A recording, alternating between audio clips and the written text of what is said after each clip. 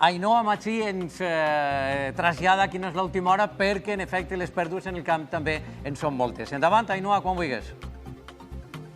Sí, les fortes ratxes de vent que hem tingut estos últims dies al territori valencià han provocat greus conseqüències en el camp, sobretot a les comarques de la Costera, el Camp del Túria, la Ribera Alta i així a l'Horta de València, on nosaltres ens trobem. Els cultius més afectats són els que ara mateix es troben en procés de recol·lecció, com l'oliva, l'alvocat, els cítrics, però sobretot el caqui. Esta és la imatge que ens ha deixat el temporal de vent, branques a terra, caquis que ja no estan dalt de l'arbre. I és que el caqui és una fruita que té una pell molt sensible i que ara mateix està en procés de maduració i que, per tant, està més exposada que mai als forts vents que hem viscut estos últims dies. Això provocaria greus conseqüències tant per als cultius, que tindrien menys quantitat, com per als agricultors, que tindrien una menor eixida comercial en els seus productes i que, a més, tindrien menys beneficis. De moment encara no sabem la valoració econòmica de les pèrdues que podrien tindre els llauradors, però el que sí que sabem és que hi ha una gran preocupació entre el sector